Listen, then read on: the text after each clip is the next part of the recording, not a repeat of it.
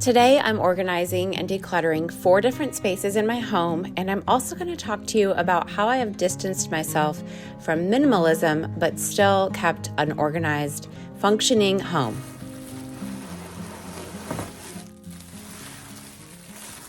The first space that I wanted to organize were my husband's hats and my son's hats. They have quite the collection, and they had just kind of been collecting all over the rooms, and they weren't organized in one spot. So I looked up a few different ideas on Amazon, and my husband decided to go with this style of a rack to have his hats on, and it's been working really well. It wasn't very hard to put up at all. I did it all by myself really quickly.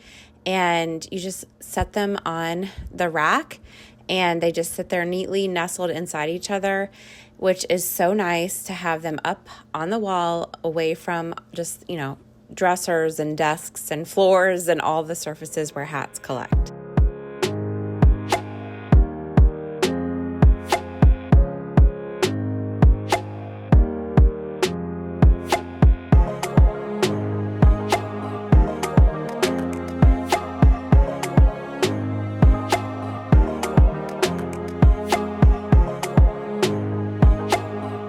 The next space I organized was my side of the closet, and it had become a bit of a mess as I had been throwing things up on the top shelf and just not really caring where I was putting things in the closet as I hung them up. So I also wanted to add in some of my fall and winter clothes since it is definitely getting cooler here in Nebraska. It's kind of an iffy time of year. Some days I need shorts and then other days I need sweaters, but once November comes, it will mostly be cold, so I wanted to be ready by getting out my sweaters and all the comfy, cozy clothes that fall and winter bring.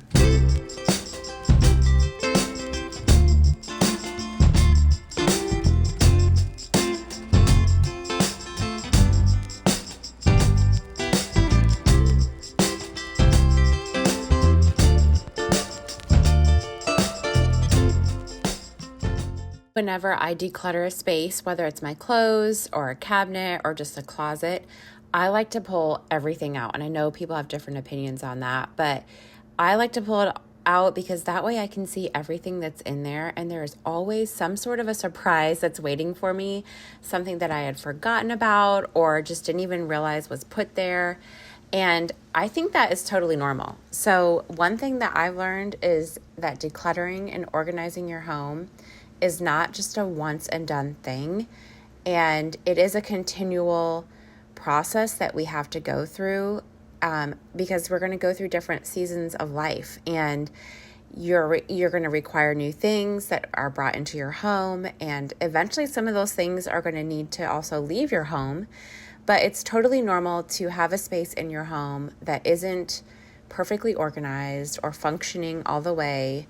Even though it may not seem like you're the only one, you are not. Other people also struggle with that, or just not necessarily struggle with it, but it is just something that's part of life.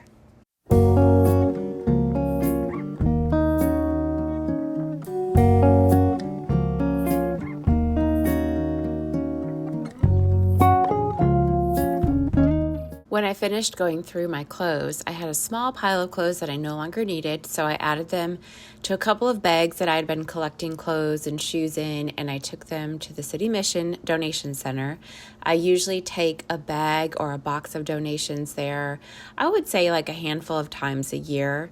And I've always been one that loves to declutter and organize. Even as a young girl, I would organize my shoes and my desk without being told. I just loved to do that. But as an adult with a paycheck, I found that I would spend money on things that I really didn't need. I would go to the clearance racks and find a good deal that I just couldn't pass up. But then I would end up putting it in my closet and it would just sit there taking up valuable space. And I literally would organize and reorganize stuff that was just sitting in closets and I wasn't actually using. So when I heard about minimalism a little over 10 years ago, I was all in. I had no mercy with my belongings or with my clothes. I would donate things without even a second thought most of the time. And my home became a clean slate, and I didn't buy a whole lot. And partly I didn't buy things because I didn't have extra money since I was a stay-at-home mom, but also partly because I kind of felt overwhelmed with all the baby things that my son would quickly outgrow. He would use it for just a few months and then it would go and sit in storage, and it became overwhelming. And so I just really embraced minimalism for a good while. But I've noticed in the last few years that I've taken steps away from minimalism. And at first it was kind of unintentionally. Now it's a little more intentional. Even though I love an organized home and spaces that function well, I am just not concerned about having the least amount of things anymore like I used to when I embraced minimalism. I believe that my journey away from minimalism has come about really for a few reasons. And one is just simply practical reasons. In my kitchen, for example, I had just enough plates and bowls and silverware for each of us, the four of us, and maybe 2 or 3 extra if a guest came over. So if I had more than 2 or 3 guests, I would have to use disposable dinnerware all the time. And even on just a daily basis, I would never have a full load of dishes to run in the dishwasher. So I finally decided that enough was enough. And I purchased more bowls. I purchased more plates. I found a set of forks and spoons at a secondhand store.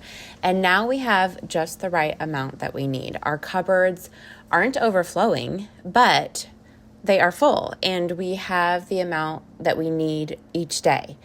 Another reason that I stepped away from minimalism is simply my home decor style has changed over the years. I think as I've gotten older, I've stopped following trends, and I've paid more attention to just the things that I really like, which happens to be vintage, and we shop at antique stores all the time.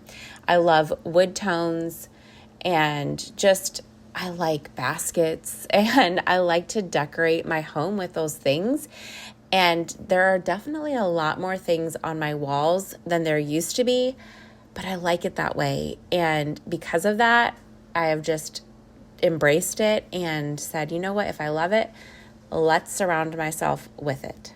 The third reason that I stepped further away from minimalism is just a sentimental reason. So once my mom died, I realized just how short life is and that things really don't matter, which that may kind of sound counterintuitive to minimalism, because isn't minimalism, taking an emphasis off of things? But really the things that, my mom, that were once my mom's and she gave to me, like my cake stand or a mug that she gave me, those things are special to me because she gave them to me, and I want to hold on to them because I'm never going to get anything else from her ever. Like, those were the last things that she gave me.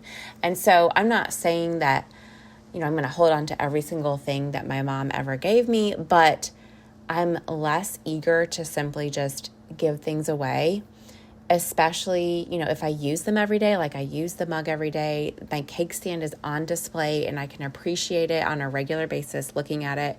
And so sentimentalism is another reason that has just helped me kind of step away from minimalism while still keeping an organized home.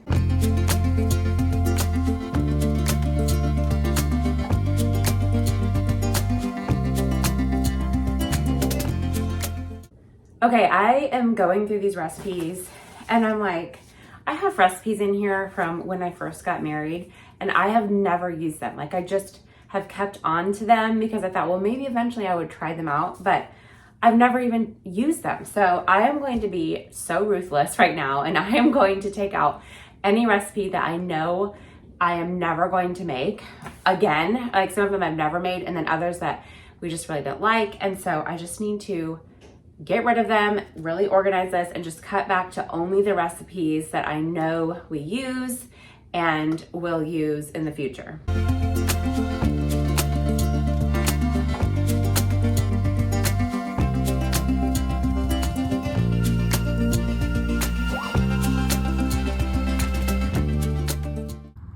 Okay, I have to show you this recipe. Pumpkin pecan pie bars.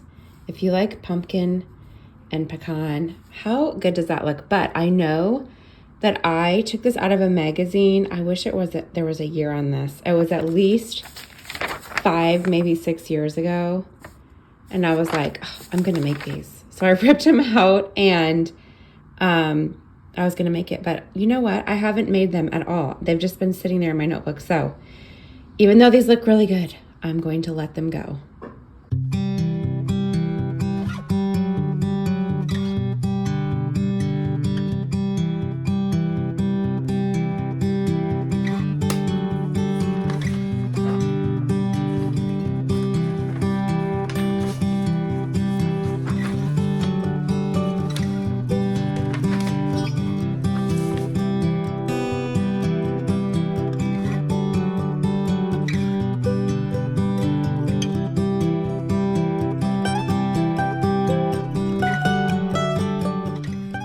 I used Canva to make the dividers for this recipe binder, and it has come in so handy to have, just so that I can put all of the recipes that I print offline. I can just 3-hole punch them and stick them in here. And this recipe binder I use a few times a week, along with my other just tried and true recipe books that I have sitting out on my countertop. I'm sure that I am not the only one who prints off a million different recipes from online, and then just keeping them in a 3-ring binder is a really easy place to keep it all together.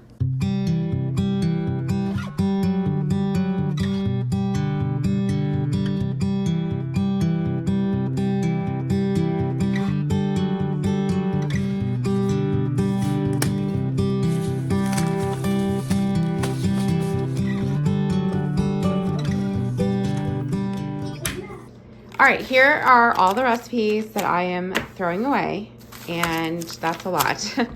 And this is what I am done with. It's so much cleaner now. These are all recipes that I use on a regular basis or plan to use. I did add another tab here for holidays.